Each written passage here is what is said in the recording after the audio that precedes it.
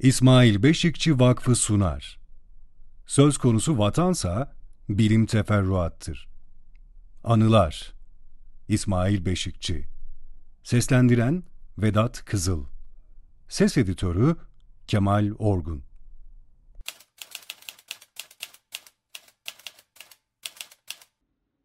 Bilmede ısrarın bedeli. İşsizlik, yargılanma, cezaevi. Bengal Ulusal Kurtuluş Mücadelesi ve Kürtler. Atatürk Üniversitesi 20 Temmuz 1970'te görevime son verdi. Hemen Danıştay'a başvurdum. Kısa zamanda yürütmenin durdurulması kararı verildi. Ama üniversite bu kararı Aralık 1970 sonlarına kadar uygulamadı. Aralık ayında Ankara Üniversitesi Siyasal Bilgiler Fakültesine geçişim söz konusu oldu. Bu geçiş kesinleşmeye başlayınca geçişi zorlaştırmak için yürütmenin durdurulması kararı uygulandı. Ama bu sırada ben SBF'de göreve başladım. 12 Mart rejimi döneminde Ankara'da Siyasal Bilgiler Fakültesinde sık sık toplantılar yapılırdı. 12 Mart rejimine karşı nasıl bir tutum sergilemeliyiz yollu toplantılar. Bu toplantılar çok kalabalık olurdu. Hocaların büyük bir kısmı katılırdı. Herkes düşüncesini net bir şekilde ifade eder, tartışırdı. 1971 Nisan-Mayıs aylarında bu tür toplantılar çok yapılmıştı. O dönemde Pakistan'a karşı Bengal Ulusal Kurtuluş Mücadelesi yoğun bir şekilde sürüyordu. Doğu Pakistan'ın Pakistan'dan ayrılması söz konusuydu. Yahya Han yönetimi bu mücadeleyi engellemek için Doğu Pakistan'da devlet terörünü tırmandırmıştı. Siyasal Bilgiler Fakültesinde düzenlenen bu toplantıların birinde ben de kısa bir konuşma yapmıştım. O yıllarda Kürtler, başta devrimci Doğu kültür ocakları olmak üzere sık sık demokratik talepler ileri sürerlerdi. Ben de bu kısa konuşmada bu talepleri dile getirmiştim. Şöyle demiştim. Kürtlerin demokratik hakları tanınmalıdır. Devlet, Kürtlerin demokratik hakları konusunda duyarlı olmasa, Kürtlerin siyasal haklarının da gündeme gelebileceğini söylemiştim. Bengal halkının Pakistan'a karşı yürüttüğü mücadeleyi de anlatmıştım. Dekan Profesör Doktor Mümtaz Soysal'dı. Ertesi sabah bir kısım hocalar, asistanlar, dekanın kapısının önündeki sahanlıkta ayaküstü sohbet ediyorduk. O günlerde fakültede sık sık güvenlik araması yapılırdı. Odalardaki kütüphaneler bile aranırdı. Sohbet sırasında Mümtaz Hoca geldi. Dekanlıktan içeri girerken beni gördü ve kendisiyle beraber içeri girmemi söyledi. Hoca bana dekanlık odasında "Dün sen konuşurken toplantıda kimler vardı?" diye bir soru sordu. "Çok kalabalıktı, herkes vardı." dedim. Hoca, "Kimler vardı?" sorusunda ısrarlı olmadı ve şunları söyledi. "Dün akşam beni başbakanlıktan aradılar. SBF'de bu tür konuşmalar nasıl yapılabilir? Bu konuşmaların yapılmasına nasıl izin veriyorsunuz? Neden izin veriyorsunuz?" diyerek beni eleştirdiler. Arayan Başbakan Siyasi İşler Yardımcısı Sadi Koçaş. Mümtaz Hoca, 13 Haziran 1971 günü fakültede gözaltına alındı ve tutuklandı. Ben de 19 Haziran'da fakültede gözaltına alınarak Diyarbakır'a götürüldüm. Benim Diyarbakır'daki duruşmalarım sırasında bu konu hiç gündeme gelmedi. Örneğin çeşitli zamanlarda düzenlenen iddianamelerde bu konu hiç yer almadı. Mümtaz Hoca, Anayasaya giriş kitabından dolayı yargılanıyordu. Hocanın duruşmalarında da kanımca bu konu gündeme gelmedi.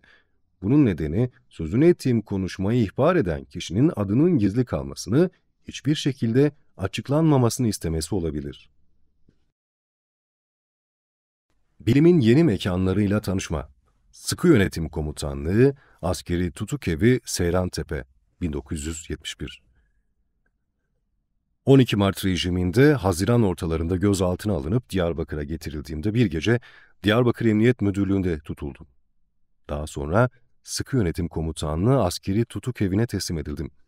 Koğuşta Doktor Tarık Ziya II, Avukat Yusuf Ekinci, Doktor Naci Kutlay, Musa Anter, Canip Yıldırım, Mehdi Zana, Niyazi Tatlıcı, Mehmet Emin Bozarslan, Avukat Bahattin Er Yılmaz, Abdurrahman Uçaman, Edip Karahan gibi arkadaşlarla karşılaştım. Bu beni çok sevindirdi. Endişelerimi sona erdirdi.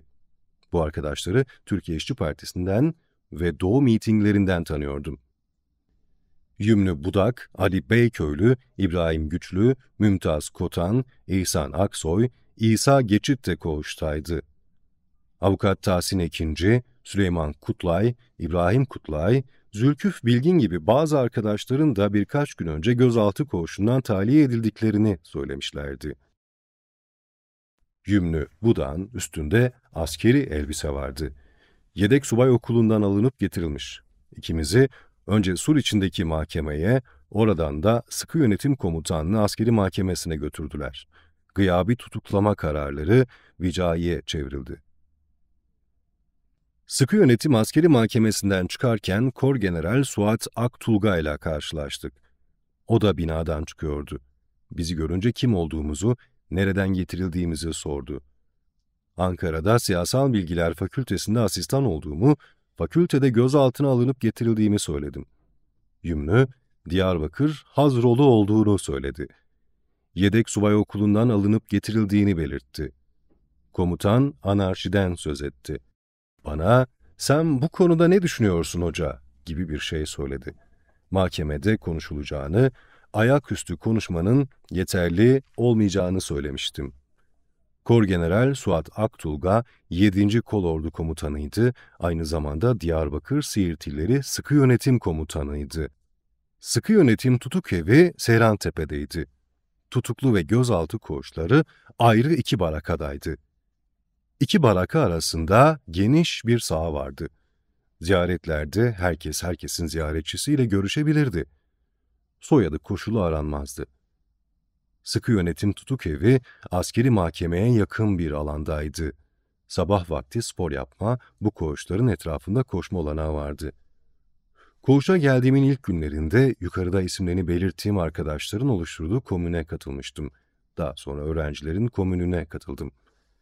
Seyrantepe'deki Sıkı Yönetim Tutukevi 1971 sonlarına doğru Dicle Nehri'ne yakın olan askeri kışlalara taşınmıştı. Dinleyicisiz duruşmalar.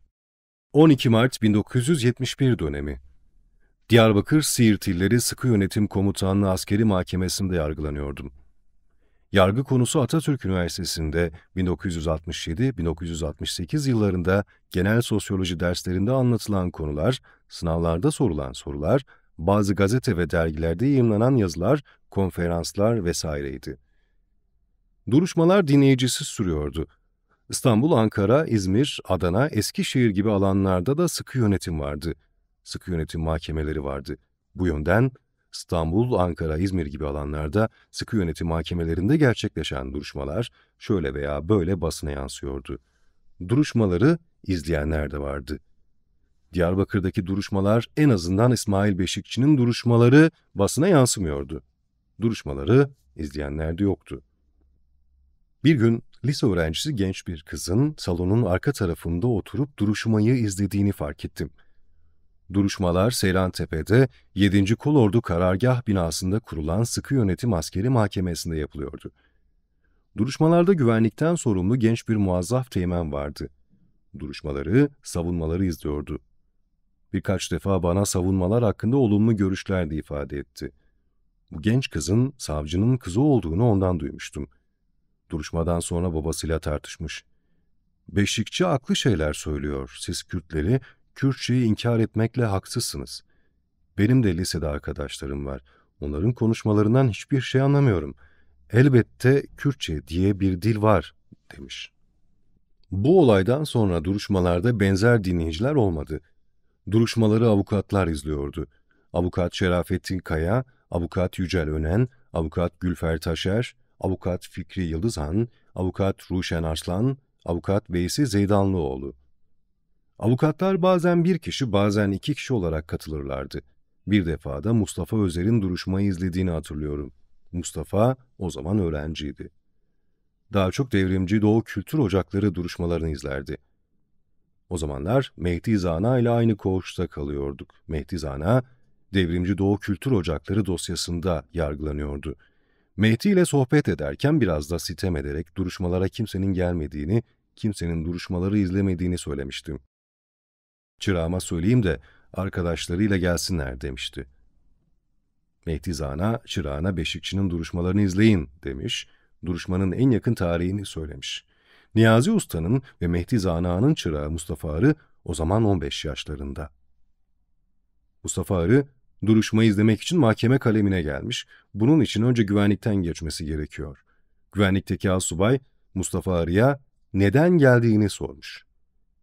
İsmail Beşikçi'nin duruşmasını izleyeceğim deyince asubay çok kızmış ve sertçe İsmail Beşikçi senin neyin oluyor diye sorgulayınca Mustafa Arı da İsmail Beşikçi benim teyzemin oğludur demiş. Bunun üzerine asubay çok kızmış, küplere binmiş. Ulan sen Bismillisin, Beşikçi Çorumlu. Beşikçi nasıl senin teyzenin oğlu oluyor diye çıkışmış. Defol git, bir daha buralara gelme.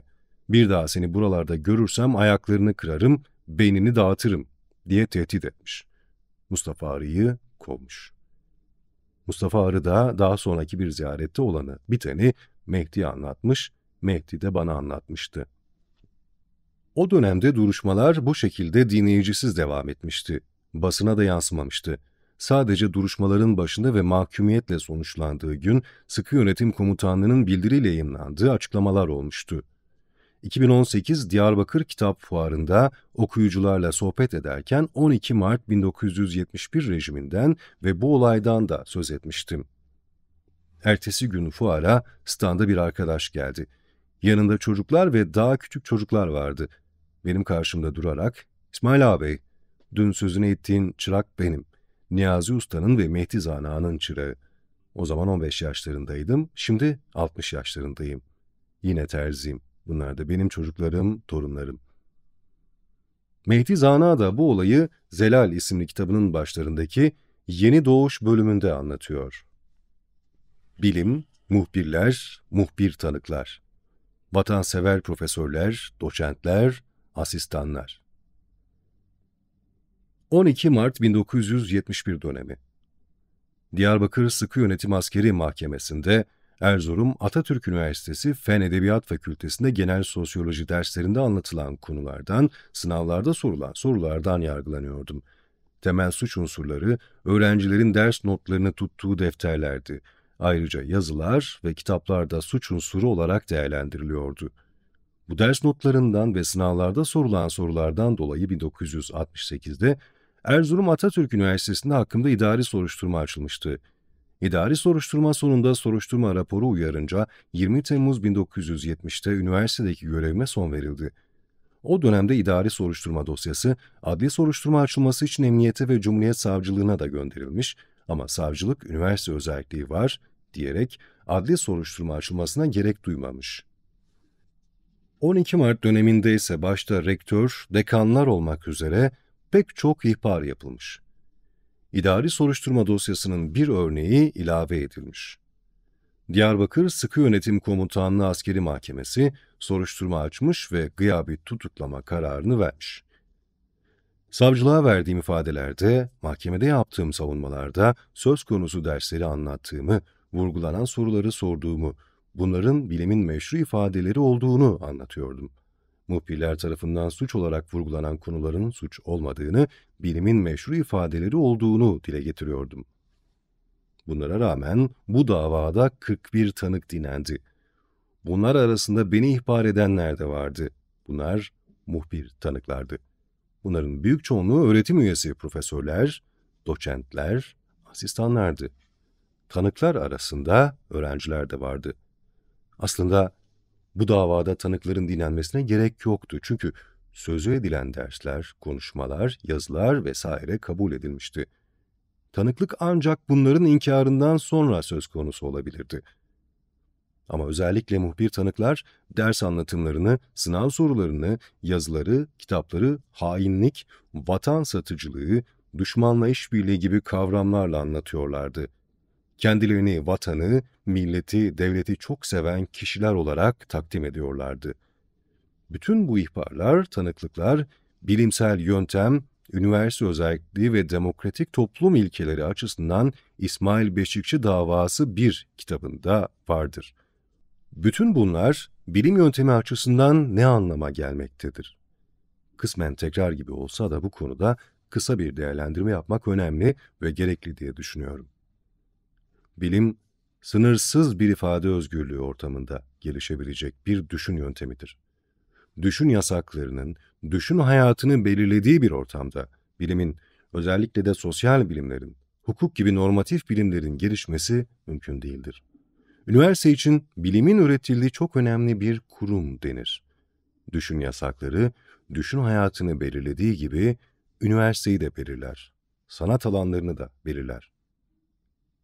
Herhangi bir ifade, görüş, düşünce elbette eleştirilebilir. Ama bir düşünceyi, bir görüşü eleştirmek yerine suçlamak, bu düşünceyi ifade eden kişiyi vatan haini gibi kavramlarla suçlamak, aşağılamaya çalışmak, ahlaki kavramlara sığınmak, subjektif değerlendirmeleri en ön plana koymak, bilim anlayışını çürüten bir süreçtir. Hele hele muhalif düşünce sahiplerinin zindanlarda çürütülmesi için özel çaba harcamak, bilim anlayışıyla, ahlakla, insanlık anlayışıyla hiç bağdaşmayan, uyuşmayan süreçlerdir. Burada çok önemli bir konu düşün yasaklarıdır.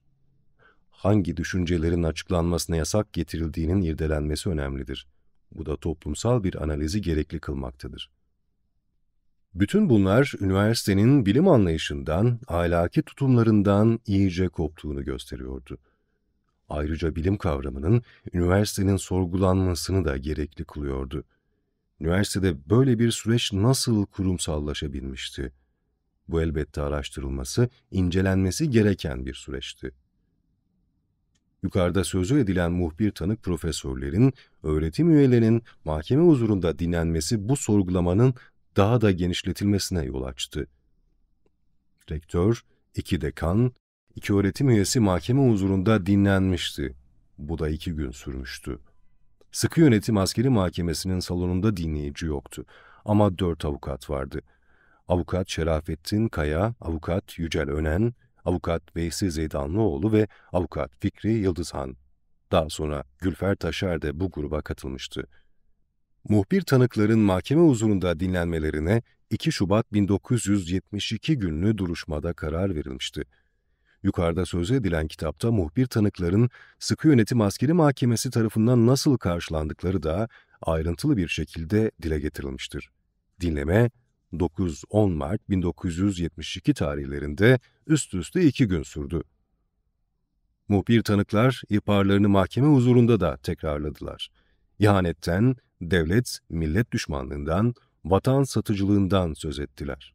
Mahkeme, onların bu ifadelerine karşı bana ne düşündüğümü soruyordu. Bilimin olgusal olduğunu, olgularla ilgilendiğini, somut olguların doğru bir şekilde saptanması gerektiğini söylüyordum. Bu bakımdan Kürtçe gibi olguların inkar edilemeyeceğini ifade ediyordum. Vatana, devlete, millete bağlılık, vatan sevgisi gibi kavramların subjektif kavramlar olduğunu, bu kavramlarla bilimsel önermeler kurulamayacağını vurguluyordum. Ardından da bu profesörlere bilimden ne anladıklarının sorulmasını istiyordum. Aynı istekler avukatlar tarafından da dile getiriliyordu. Mahkeme, muhbir profesörlerin her söylediklerini zapta geçiriyordu. Ama benim ve avukatların bu profesörlere sorulmasını istediğimiz soruları dava ile ilgisi yoktur diyerek reddediyordu. Ben bunları daha sonraki duruşmalarda mahkemeye sunduğum dilekçelerle kayda geçirmeye çalışıyordum. Rektör, Erzurum'da cereyan eden eylemlerden Beşikçi'yi sorumlu tutmaya çalışıyordu. Derslerin, sınav sorularının, yazıların, kitapların dışında olaylarla da beni ilişkilendirmeye çalışıyordu. Erzurum'da her taşın altından Beşikçi çıkar gibi laflar ediyordu. Mahkeme, Beşikçi'nin bir olayla bağlantısını kurabilmek için rektöre, "Madem öyle, bir taş kaldırın da altından Beşikçi çıksın" gibi bir şey söylemişti. Rektör, böyle bir karşılık alacağını tahmin etmemiş olacak ki çok zor durumda kaldı. Sonunda, "Kürt diyor, Kürtçe diyor. Bunu diyen kişi her kötülüğü yapar. Her olayda yer alır" demişti. Öbür muhbir profesörler de benzer açıklamalar yaptılar. Ben de her defasında bilimin olgusal olduğunu, bütün olgularla ilgilenebileceğini, Kürtler, Kürtçe gibi konularında somut olgular olduğunu söylüyordum. Bu muhbir öğretim üyelerine bilimden ne anladıklarının sorulmasını da istiyordum. Bu tür istekleri avukatlar da dile getiriyordu. Mahkeme, davayla ilgisi yok diyerek bu istekleri reddediyordu. Bu muhbir profesörlerden biri bilim konusuyla ilgili bu ısrar üzerine vatan, millet, devlet söz konusu olduğu zaman bilimin, milimin sözü edilmez, adaletin, madaletin sözü edilmez demişti. Bütün bunlar bilim anlayışının sorgulanması gerektiğini açık bir şekilde ortaya koyuyordu. Olguların sağlıklı ve doğru bir şekilde saptanmasının, değerlendirilmesinin önündeki temel engeller nelerdir? Resmi ideoloji diye ifade edilen bir kavram bu şekilde ortaya çıktı. Düşün yasakları ile resmi ideoloji arasında çok önemli bir bağlılık var. Hangi düşüncelerin ifade edilmesinin yasak olduğunu resmi ideoloji belirliyor. Resmi ideoloji kavramına vurgu yapılması, bu kavramın irdelenmesi, bu dönemden sonra benim için üzerinde durulan önemli bir konu oldu. Bu ilk yargılamalarda olup bitenler, karşılaşmalar, düşün hayatımda önemli değişimlere neden oldu. Bütün bunlardan dolayı benim tarafımdan yazılan 1971'den önceki yazılar ve kitaplarla 70'lerin ortalarından itibaren yayımlanan yazıların, kitapların içeriklerinin çok farklı olduğunu fark etmek önemlidir. Bu arada şöyle bir olayı da yazma gereği duyuyorum. 20 Mart 1970 günü öğrenciler rektörlüğü protesto için rektörün koltuğunu yakmışlardı. Aynı amaç doğrultusunda bir öğrenci de kendisini yakmıştı. Kendisini yakmaya çalışan öğrenciyi, eylem sırasında orada olan İnayet Berkman Hoca arabasına bindirip hastaneye götürmüştü. İnayet Berkman ve öğrenciler hakkında bu nedenlerden dolayı soruşturma açılmıştı. İnayet Hoca'nın bir gece gözaltında kaldığını ve diğer yaşananları daha sonra öğrenmiştim. Eğer siyasal savunma yapmazsan veya hangi siyasal? 19 Haziran 1971'de Siyasal Bilgiler Fakültesinde gözaltına alınıp Diyarbakır'a götürülmüştüm. Gıyabi tutuklama kararı vicaiye çevrilip ertesi gün hemen tutuklanmıştım. Doktor Ergin Atasü, Temmuz ayı ortalarında beni ziyarete gelmişti. Ergin Atasü ile 1969, 1970, 1971 yıllarında Üniversite Asistanları Sendikası'nda beraber çalışmıştık. Çok yakından tanıdığım bir arkadaştı, tıp doktoruydu. Ergin bana, "İsmail, eğer siyasal savunma yapmazsan, mülkiye sana çok güçlü bir avukat tutacak," demişti. Bu öneriyi ciddi bulmadım. Bunu Ergin'e de söyledim. Mülkiye derken Siyasal Bilgiler Fakültesini mi yoksa Mülkiyeliler Birliği'ni mi kastediyorsun diye sormadım. Diyarbakır'a getirildikten birkaç gün sonra askeri savcı beni ifadeye çağırmıştı. Yargı konusu üniversitede, genel sosyoloji derslerinde anlatılan konular, sınavlarda sorulan sorular, bazı gazete ve dergilerde yayımlanan yazılar ve konferanslardı. Askeri savcı bunları bana okuyor, bazı gazete küpürleri gösteriyor, "Bunlar sana mı ait, sen mi yazdın?" gibi sorular soruyordu. "Bana ait, ben yazdım," vesaire diyordum. Zaten öyle olması da gerekiyordu. Ergin Atasü'ye bunları anlattım. Bu ifadeden kısa bir süre sonra askeri savcı iddianame düzenlemişti. İlk duruşma Temmuz sonlarında gerçekleşmişti. Mahkemedeki ifadede askeri savcılıkta verdiğim ifadenin aynısını söyleyip bu çerçevede savunma yapmıştım. Askeri savcı da bu ifadeden sonra "Sanık bütün suçlarını kabul ediyor. Bu celsede cezalandırılmasını talep ediyorum," demişti. Buna rağmen dava 1 yılı aşkın bir süre sürmüştü. 1 yılı aşkın süre içinde hep oy birliğiyle tutukluluğun devamına karar verildi. Sadece bu ilk duruşmada oy çokluğuyla tutukluluğun devamına kararı verilmişti. Duruşma yargıcı tahliye olmalı şeklinde bir şerh düşmüştü.